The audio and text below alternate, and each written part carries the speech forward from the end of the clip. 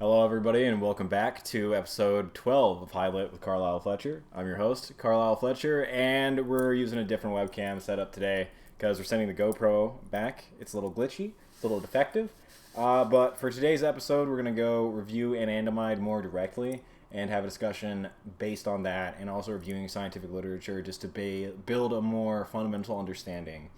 Then we're going to wrap up the entry poems by Nietzsche's The Gay Science. Then we're going to wrap it up with New Shop's album. It's a 2020 mixer, basically. Shout out to The Drip, Declining World. That's fuck yeah with them. This piece is by Mr. Yuk.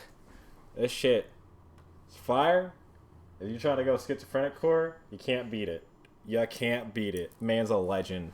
Man's a fucking legend. Anyway, let's get into the show. Going back in my little corner. There we go. Nice. Cool. But Professor Meshul. So, this is from the team. So we're just doing videos right now because I feel like this is the best way to get visual aid and explanation that way. So we're going to let this play, but this is from the team, Mecholam's team. This is Hanus talking, who's a scientist who helped discover anandamide. So... told me, no, here is scientist which discovered cannabinoid receptors, CB1, build a vein, he's specialist in molecular pharmacology, and you are analytical chemist, so your target will be to find ligand in the brain which binds to these cannabinoid receptors. When he told me this, I almost fall. I said, myself, it's impossible to find a needle in the hippo. Hey, yes. But we started and we worked intensively 1 year because I was isolating fractions, and every time I gave it to build a vein, and he checked it for activity, for binding to cannabinoid receptors. So it was our mutual cooperation. It was very important, like to isolate and to check it. And after 1 year, Professor Meshulam thought probably we must shut it down because we don't have results, and we told him this bill, please try it with us. So another year, and after half a year, we had a compound. I isolated it on March 24th, 1992. Bill the vein checked it, it was active. We sent it to Scotland. In his tetra test, he found that it behaves like cannabinoid, like THC. So we checked that this is really compound, and he named it Anandamide. This was idea of build a vein because he like Eastern philosophy. So found that Ananda in Sanskrit is bliss, delight, and so this became Anandamide. So, that's from The Horse's Mouth. This piece is by Silvana Silveira, I'm guessing is how you pronounce that. She does excellent work. Love this documentary. Could not recommend her work and this piece enough just to get more informed about it. Well, what we have here is we have somebody from the team who was originally responsible for isolating cannabinoids. And through isolating THC and CBD, they found that interacted with the body, and they found the receptors which it was interacting with. And that is that system, those systems, the collection of those systems is referred to as the ECS. That's the Endocannabinoid System. So, as will be shown later too, or put by another researcher, this system doesn't exist so you can smoke pot. This system exists for your body to make use of something which it produces naturally. So therefore, by understanding that, they were able to then trace out parts of the brain, isolate them, and find what was being activated or what was active in these parts of the brain, and that's how they found anandamide, which is a naturally occurring endocannabinoid. So, although it interacts with the same system, it is a separate substance, but it is produced entirely by the body. That's the sum up, basically. That I can give you the easiest one. My apologies. Of anandamide. But through this, you can see that because the CB1's related to memory, stress, mood, all of those things, and like appetite. And like, so when you're talking about things that influence this, you're going to be talking about things that influence a lot more, or influence a wide variety of things in general health and effects on the body.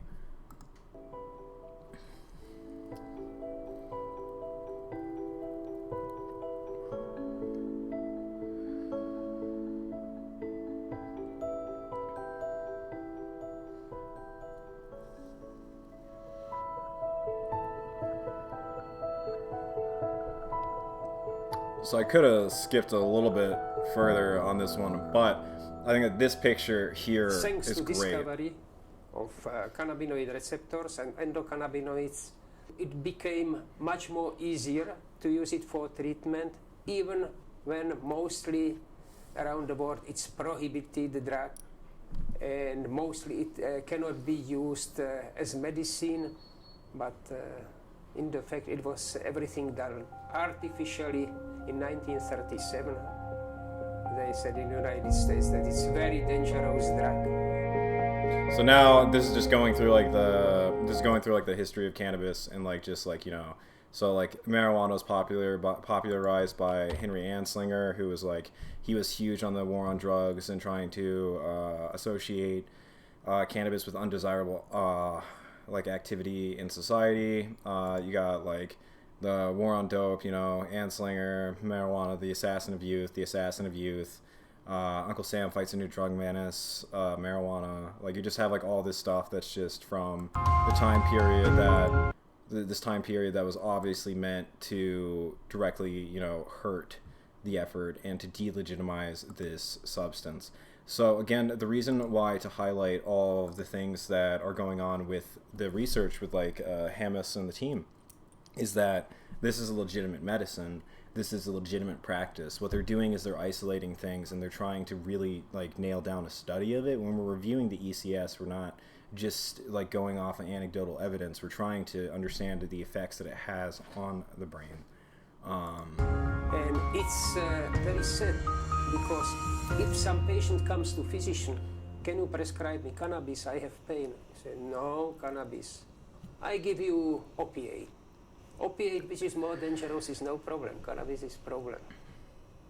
And I mean, like, as somebody who has, like, you know, countless family members on opiates, addicted to opiates, that are terrified of cannabis because it's been illegal in America for the better part of their life, it's just ridiculous because, you know, you'll see them, like, drinking 3 big gulps a day, taking, like, 14 pills to, like, try to address these problems where it's like, you're obviously digging yourself deeper and deeper into a ditch.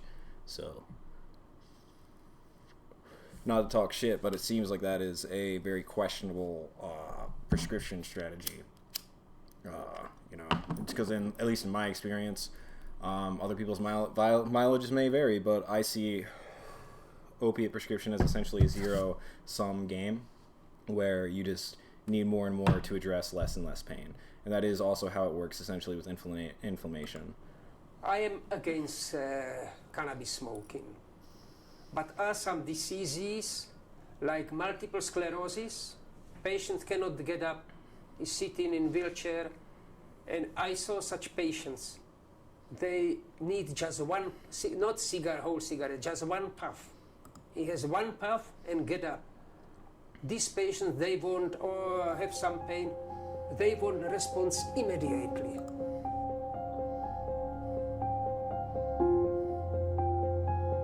It means cannabinoid receptors are one of the most spread receptors in human body.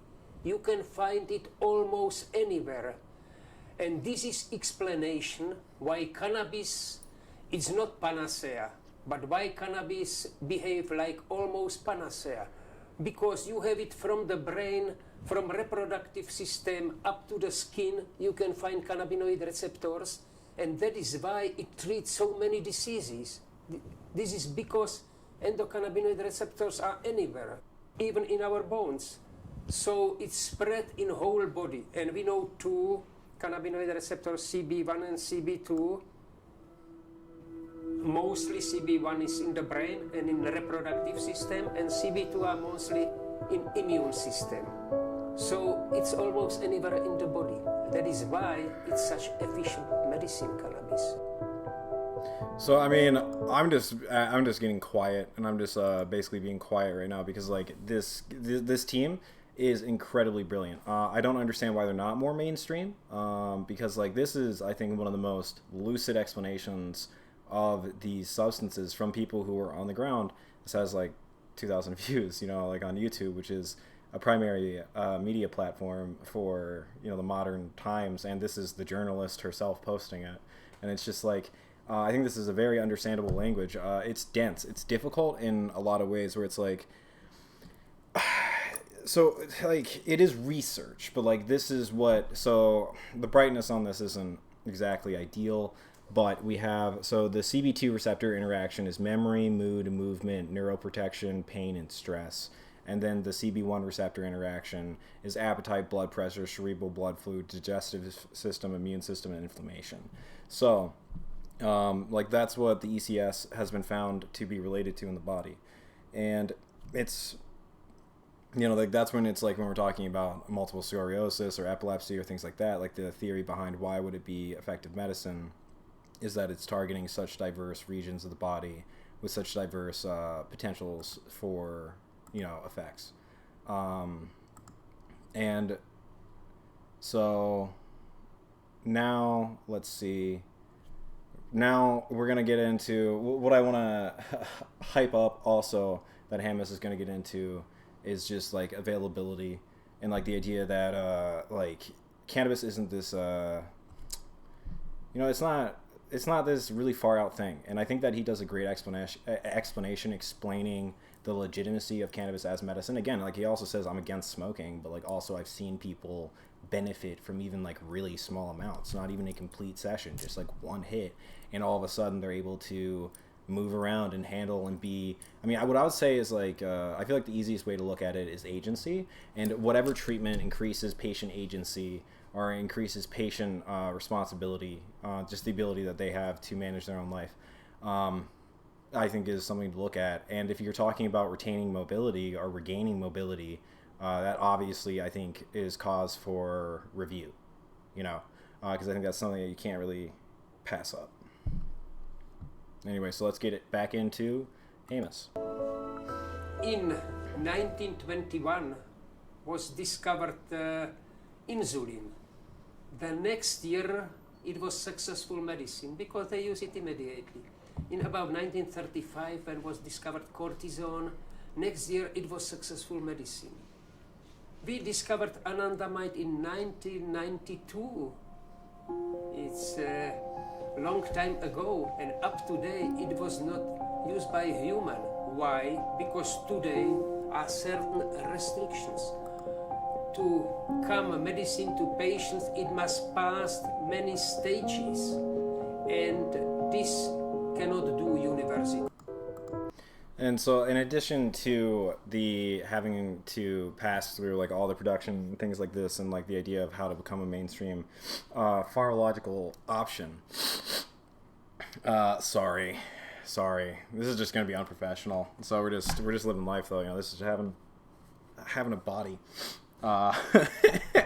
But yeah, so you have also these people who are isolating the market, and you have people who are on like CBD, THC, and these things, but it's Sativex, it's Apidolex, it's these things that are branded and produced by companies, which doesn't really lead to the most open research community or the most open operative community in terms of prescription and things like that, because you're directly limited by the producers you're working with and the idea of what, you know, like just working within a capitalistic frame rather than a more a frame that's more with more emphasis on something like something like just open research or straight efficacy.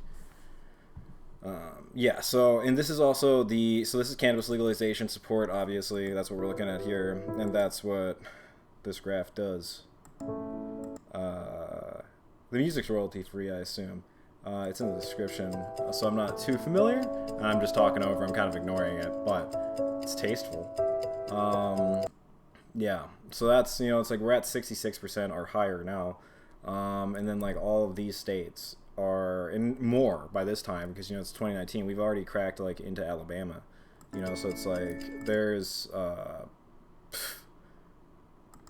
it depends on the countries, but I think if in some countries is allowed recreational use, just compare what was when it was prohibited and what is going on when it's allowed, and you can compare crime if decrease or increase. But what I heard, where it was legalized fully, they save a lot of money, and crime didn't increase. Even on some directions, crime decreased. They can beat black market, because black market is very dangerous thing. So we have 2 selections left from this, but I wanted to back up what he said here with we have the effects of state marijuana legalization. So I mean, let's just, for the sake of time, we're just going to go to the conclusion. But so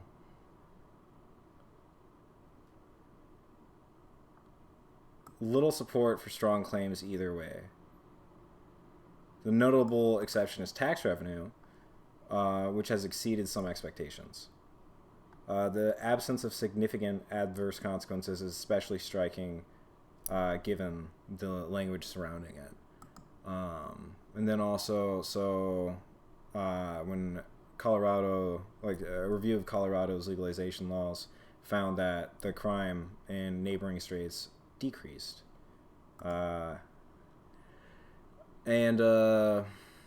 So let's see what. So in the 6 states surrounding Colorado, Kansas, Nebraska, New Mexico, Oklahoma, Utah, and Wyoming, following Colorado's legalization, the border countries experienced on average a decrease of 393 cases of property crime and 277 cases of larceny per 100,000 populations relative to non-border counties. So the counties within these states that were touching Colorado saw a decrease in crime. Not even cannabis related, just literal crime. Trends in youth use.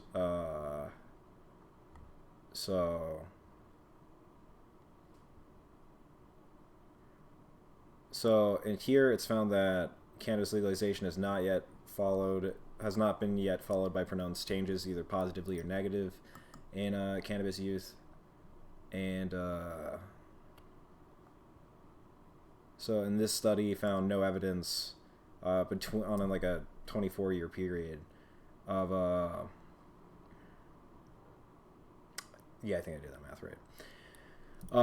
Reporting past 30-day cannabis use or heavy cannabis use associated with state cannabis law enactment or operational cannabis dispensaries. So just to give some coloring to what he's saying, studies have shown if it's not a positive association, it's at least not a negative association.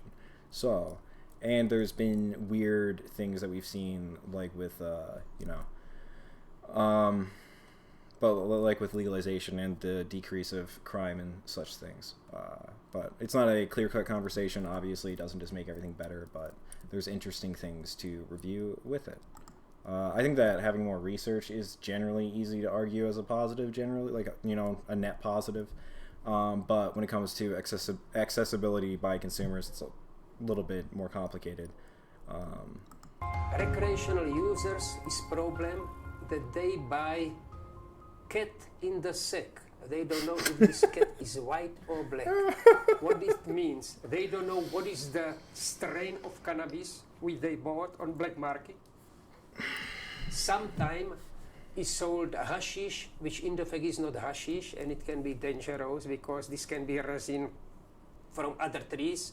And we met some such samples found at some recreational users that it was not cannabis at all. So this can be danger, and then they don't know which strain they bought, if it's a high THC or high CBD, or if it's already old plant material but decomposed compounds.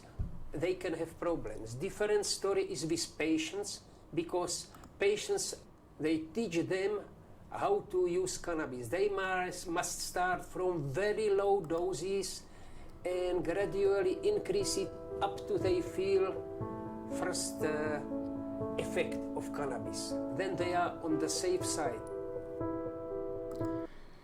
So I'm going to cancel the last bit there.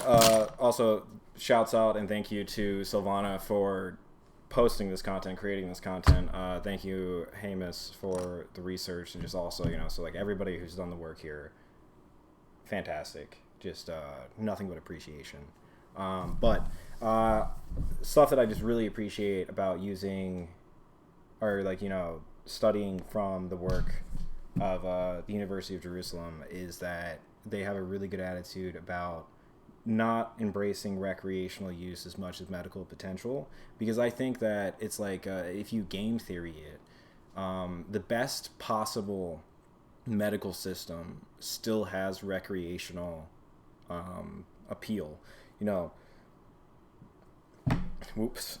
get high on dental drugs all the time. Like cocaine and laughing gas are both used in dental surgery, or they were, or cocaine was. But with cannabis, it's like if it's the ideal recreational situation might not include medical efficacy.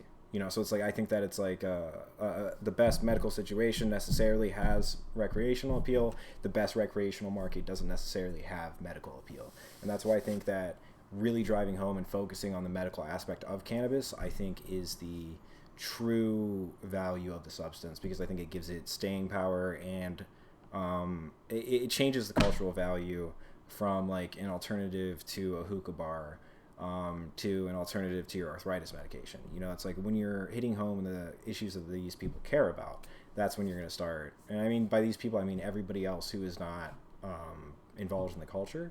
Like there's certain things that would make somebody obviously attracted to or likely to join in the alternative medicine space, but like for those who aren't necessarily predisposed to it, medical legitimacy is a great way to help them feel comfortable trusting our spaces. That's the I feel like that's the best way I can put that one. But so to return to anandamide and to get that like wrapped up, this video I'm not quite sure how to credit. It's another documentary, and I'm just going to show it to you because I think that it's very good. So to the people who made this, awesome. It features Macholam, so he's awesome. Always credit him. And there's other people with names that we will be hearing, but I just wanted to show this as a good reference, or a good like diagram, basically. The cerebellum, which controls movement, and the frontal cortex, where we think. Here were these receptors that this chemical produced by a plant out in the world just so happened to have the precise combination to unlock. What an extraordinary thing that is. Is that why that receptor network existed, so that people could get high? We don't have those receptors just so that people can get high smoking pot. Receptors are developed in neurons so that they can communicate with a chemical that the body makes. So that was the logic behind going in and trying to extract a compound in the brain that would act just like marijuana did. And in 1992, proof came that the brain does make a compound very much like THC. It was discovered by none other than Raphael Mechoulam, who named it Anandamide. We call it the brain's own marijuana because the compound that is made by the brain, anandamide, shares all the properties in terms of at the receptor level and cellular level that THC has. It turns out that when anandamide is released in the brain, like marijuana, it affects such basic things as appetite, pain, and memory. And it plays a critical role in a sometimes underappreciated mental function, forgetting. When I first heard that, it didn't seem adaptive to me to have a drug for forgetting. Memory, we understand, has great survival utility. You learn that that's a poisonous mushroom or that's a dangerous animal, and you stay away and you remember that. But why would forgetting be adaptive? And I asked Mechoulam this question, and he said, well, tell me, do you really want to remember all the faces you saw on the subway this morning? So that is like something that I feel like that was just really well articulated.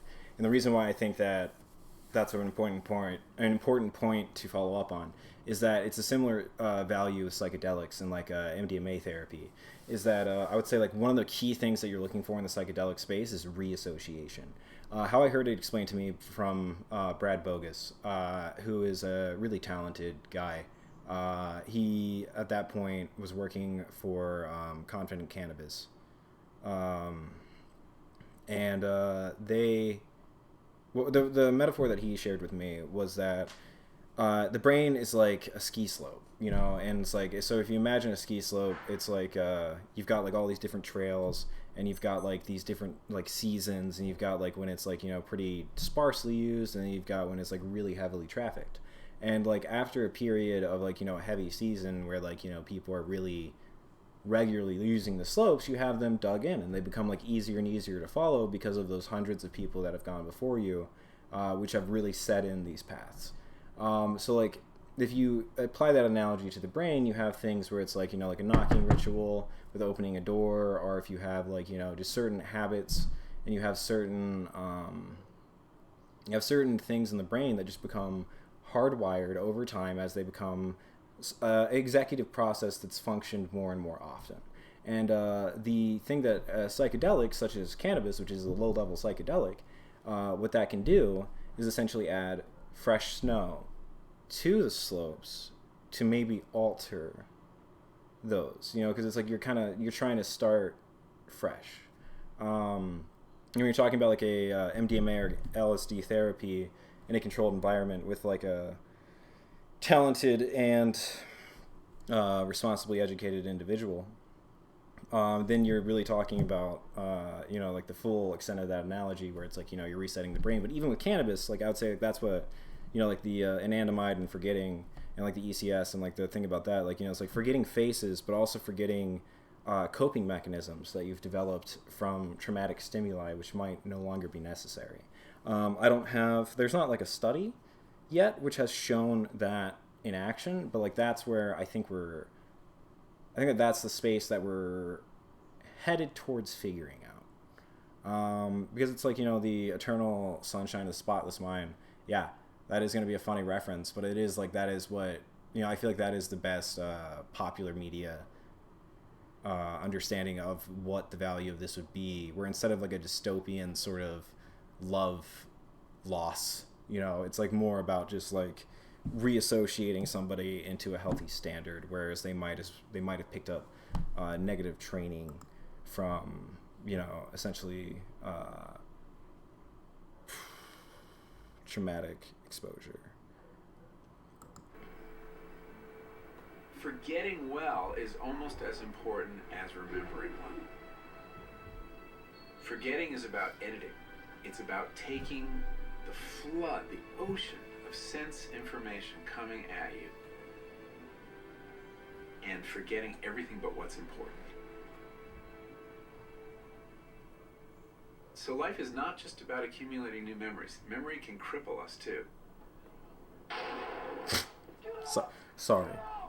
You have soldiers just the returning timing from war zones that are traumatized by experiences that, in effect, they can't unlearn. So if you could help them unlearn that, essentially a productive kind of forgetting, either with a drug or some other kind of regime, that would be incredibly useful. And that's exactly what Aaron Lichtman is trying to do. Cool. So we've gone through clinical trials and the idea of how something becomes a medicine on the show before. What we're talking about here is, you know, animal trials, because it goes animal trials, human safety, human efficacy, and then like trying it out in a larger environments. So like this is animal studies, and what they're doing here is he's inhibiting the anandamide receptors in the mice, so that they don't have proper access to it in some, and he's comparing that against controls which have functional brains. And then you'll see the experiment, but I feel like that's what's going on. And like just like with the trauma response, and like also, you know, it's like yeah, I feel like we're on the same page here. He's studying how mice remember and forget. First, he trains them to find an underwater platform. The mice are natural swimmers, but they're looking for a way out. They swim all around the perimeter of the tank. They're swimming, swimming, swimming. Sometimes they bump into the platform by mistake and they climb onto it. Other times they never find it. So at this point, he's been at it for a while. And the experimenter has to gently guide them to it or place them on the platform. Then, Lichtman takes the platform away.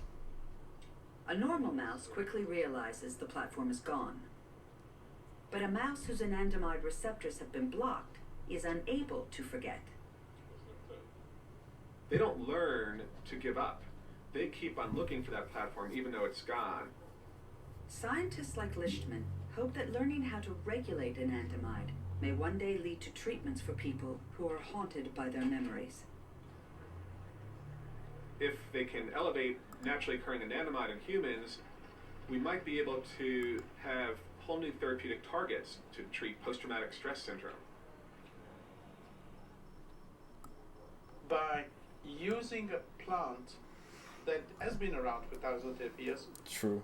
we discovered a new physiological system of immense importance. We wouldn't have been able to get there if we had not looked at the plant. These plants are constantly undergoing. Cool. So that is the end of the clips.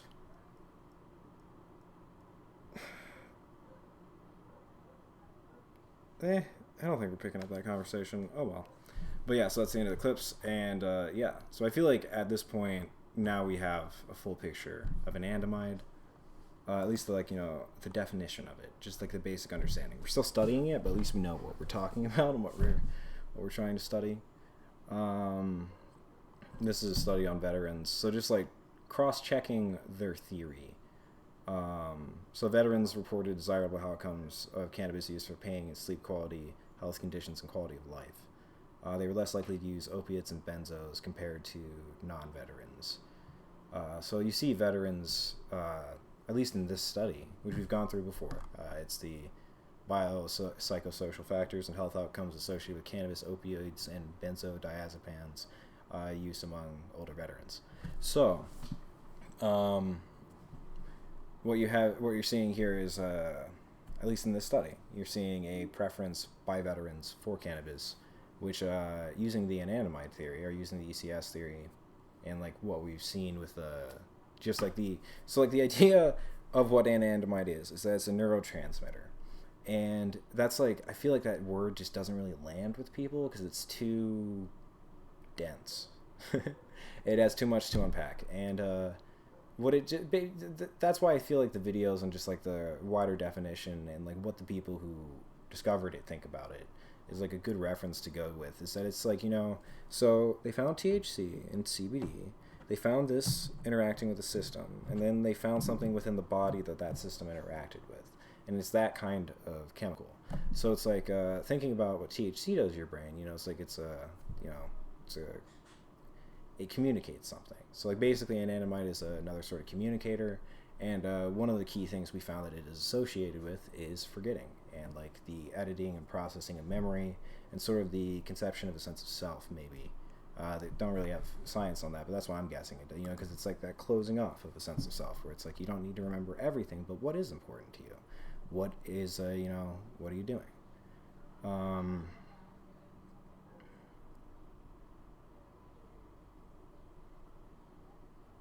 So the proportion of those using medically was double than that of the general population. So veterans are using medical cannabis much more, but cannabis generally a little bit less, is what this is saying. Because compared to non-veterans in the U.S. general population, recent cannabis use was similarly or slightly lower among veterans. However, among those with past year use, the proportion of those using medicinally was double that of the general population, because only non-medical cannabis use was associated with higher rates of heavy episodic alcohol use and alcohol use disorder. It may be important to address problematic alcohol consumption among this high-risk group. And then we have, so 3 preparations versus placebo. So this is 3 placebo studies of cannabis versus placebo on PTSD. And the study did not find a significant difference in change in PTSD symptom severity between the active cannabis concentrations and placebo by the end of stage 1. All 3 concentrations of smoked cannabis were generally well tolerated. And here, this was a March 17th, 2021 piece of research. So, you know, I feel like it's like we don't really have things quite just straight figured out. You know, it's like we're still working through things, and like there's a lot of promising things, and just like, you know, again, we've had brain scans on the show. We've had this like discussion of these like, you know, specific things within the brain. But, you know, like the question of like how to, the most effective treatment method using these things is a much more loaded question, I'd say. So, anyways, that's generally the wrap up. That's just the information that we had to go through today, and I hope that that gave you a working understanding of what we're dealing with here. Because I don't want to put it in my own words too much, because I don't want to just give you cloud your conception with my ideas. But so basically, the ECS, as was displayed and described, it is a system throughout your body. It's in your brain, it's in your reproductive system. That's CB1, and then like your guts and skin and all that is generally CB2. And like these are receptors that like interact with cannabinoids. And endocannabinoids. Endocannabinoids are internal ones that's produced by your body, and cannabinoids are produced by plants.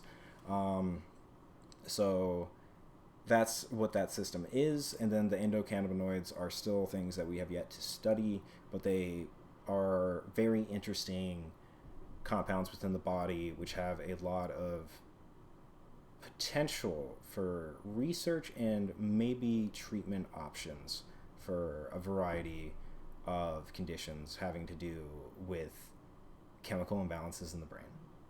So that was the point of Tuesday. That's what we had to share together today.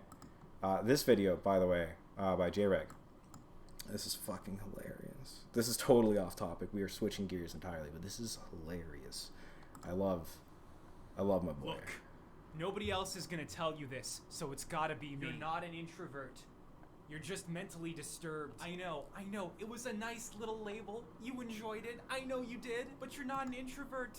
It's not normal that you haven't left the house in 1 year. That's not just what introverts do. That's a you problem. Oh, wow. You haven't had any human contact in months.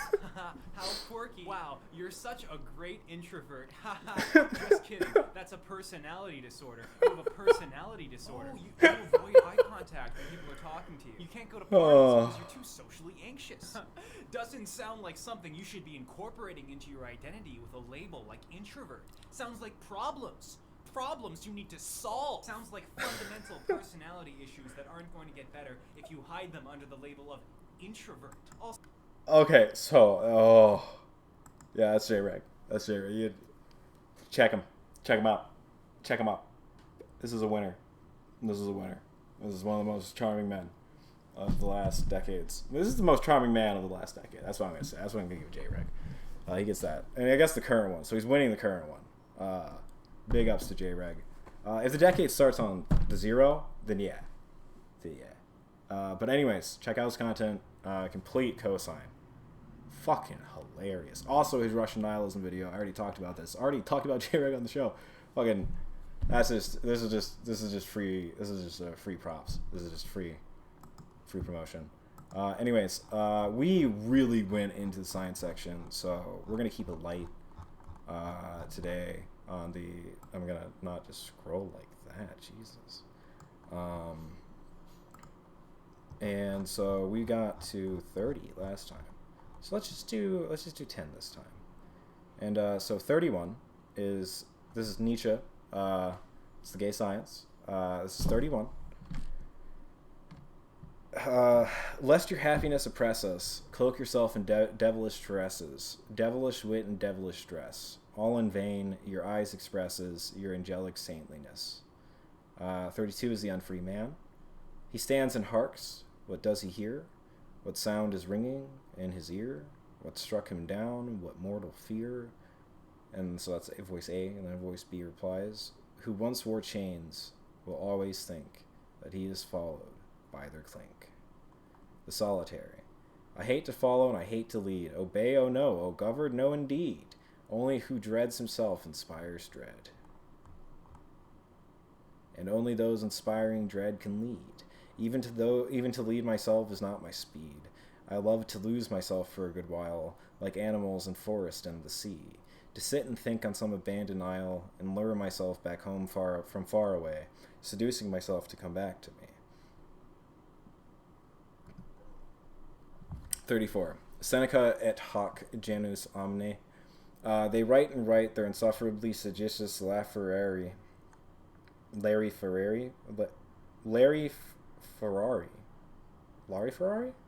As if to premium scribere deindere philosopherae. I don't give a fuck. First right afterwards philosophize. Love Nietzsche, but also, sorry, sometimes poetry, I'm a prose guy.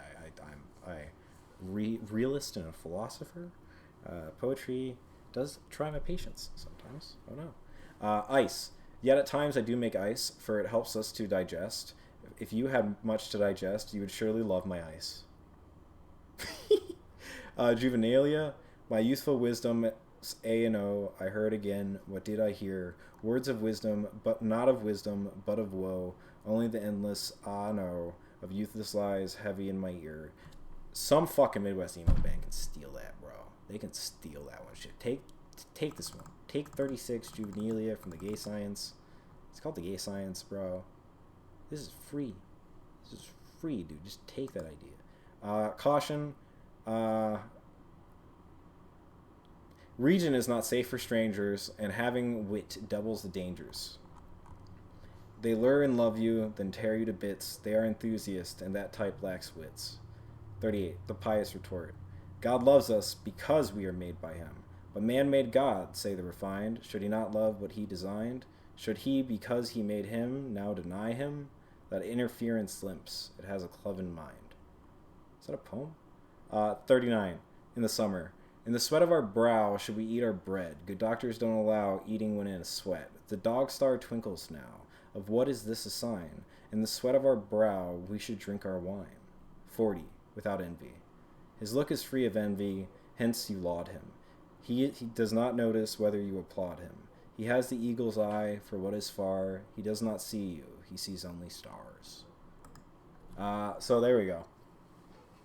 That's all we're doing for the lit section. But those are nice. I like it. I always like it when he's just like, bro, I don't fucking know. I don't know. Don't take my ideas and don't ask me to give you ideas. I'm trying my best. If you want to try your best, feel free to accompany me on the pursuit of trying one's best. And yeah, I think that is a good attitude to have. Obviously, I'm a fan. And I mean, it's Nietzsche. It's Nietzsche. So we just got a little dash. We'll do the next 20 lines tomorrow. We'll just wrap them up, and we'll do like a bigger talk about them. And just to finish up today, we're gonna give a shout out to my boy Shoppe. We're gonna give him a little moment. This guy, very talented, very funny. Just check him out as an artist. I mean, I can't really. This is the uncanny valley of. I think Shoppe's a great guy. I think he's fucking. I think he's just. You know what? He's one of the bestest boys that's ever been born. So obviously, I'm just gonna say good things about him. But no shit, he is very talented. No shit. Yeah, I'm just gonna let his music play. I feel like, yeah, I'm biased, but also, here you go. It's gonna be an experience because, like, all right. So, an introduction to his music. Do you ever hear goth go noise and Catholic? Maybe, I don't know, but let's just listen to a little bit of it. I've been waiting for you, friends.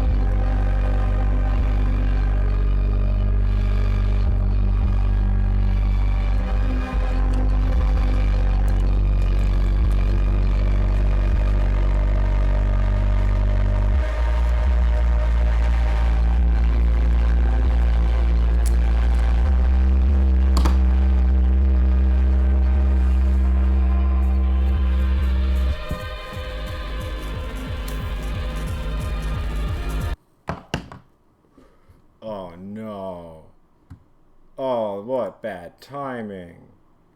Oh no.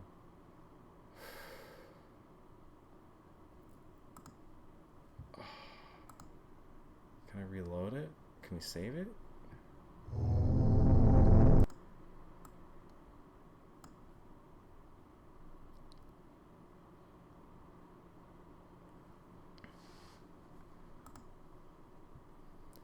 Oh, that might be the end of the show unless we can do some fucking elite hacking here, dude.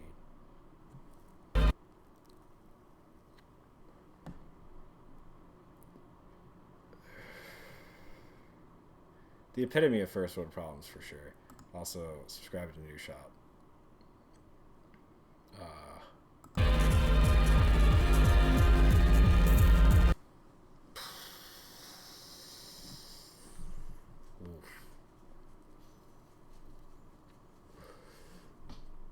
That's an idea of the mix, at least. That's an idea of the mix, at least.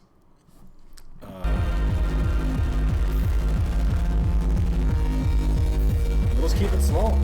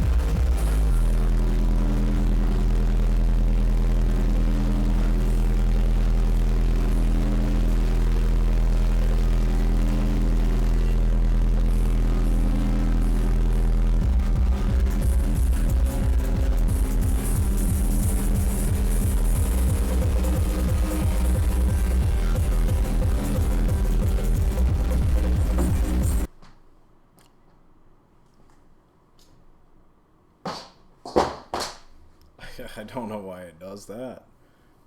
It's funny how it's like whenever I move.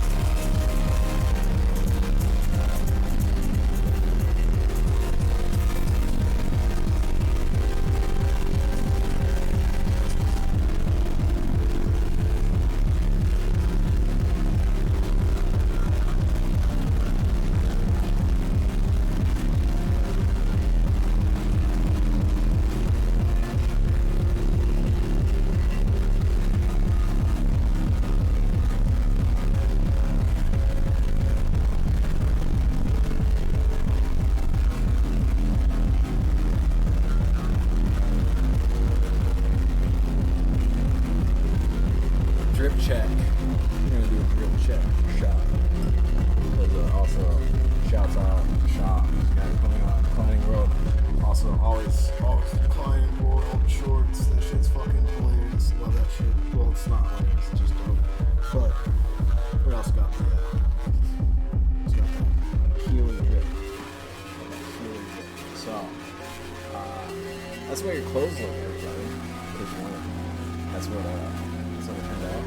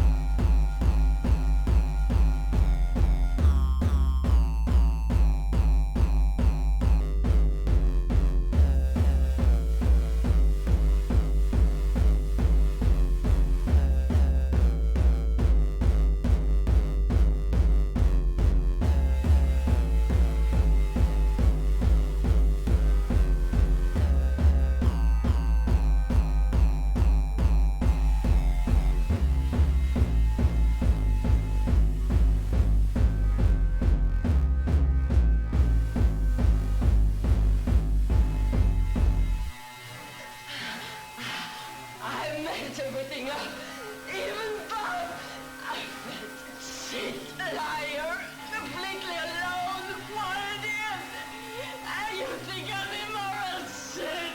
I think so too, but not the same reasons.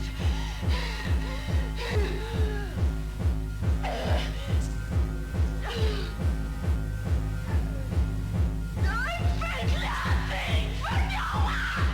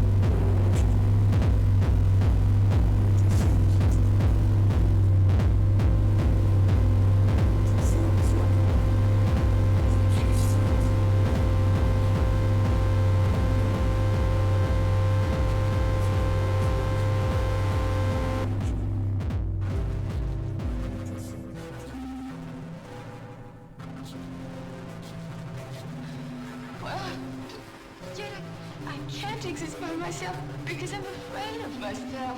Because I'm the maker of my own evil. Because I'm...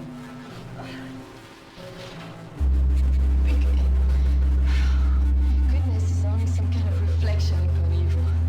That's all it is.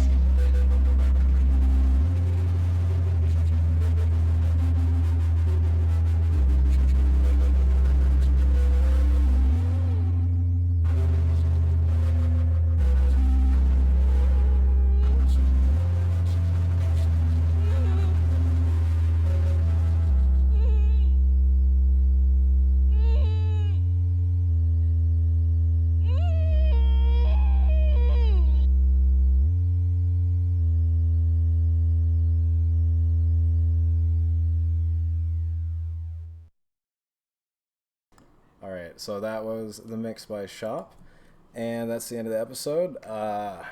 Anandamide, Nietzsche, and Shoppe. Coming back tomorrow. Episode 12. Done. No, we're good. We're good. Do you want to say hi? Do you want to say bye? You can say bye if you'd like. Bye. Do you want me to do my theme song? No.